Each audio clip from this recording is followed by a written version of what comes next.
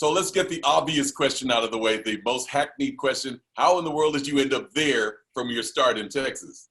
Well, 20 years ago now, I started out as a artist development rep for Universal, and my best friend Mike Easterlin, who was working for Island Def Jam at the time, had been telling me, man, you got the right personality, to do this job.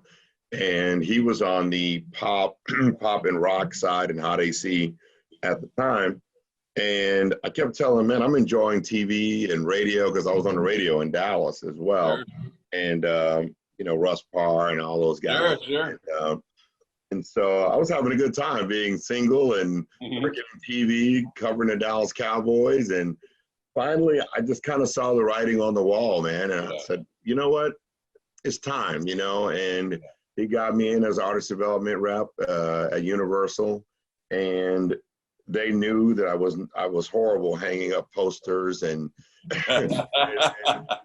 stocking shelves. Oh, you're gifting. Right. Yeah, those guys are really creative, man, and I could never do that.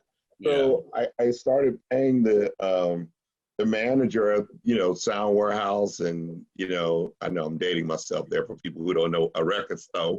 Right. Back in the day. But we all know what a record store is, unfortunately, so we're good. The young end. Right. Yeah. And so I did that for about 8 months. And Mike, so in 2000, a guy by the name of Bubba Wayne McManus, Texas, had gotten hired at Island Def Jam, and he said he was too old to cover the entire territory. Wow. And he said, I got a kid that I think you guys might be into. And he's talking to my best friend Mike at the time, and Leor and Julie Greenwald. He said, I think there's a kid I've been watching for years, and I would love for him to be my successor. And he walked back into the branch after flying back from New York, and he said, hey, if you get a call from Island Def Jam about a job, it's legit. So I gave him the look like, what? So I called my buddy, Mike, and I said, dude, what is he talking about? He said, man, I was going to bring you up eventually, because I knew he was going to last maybe 2 years. Right. But he took a pay cut, and wow. To help you so come along.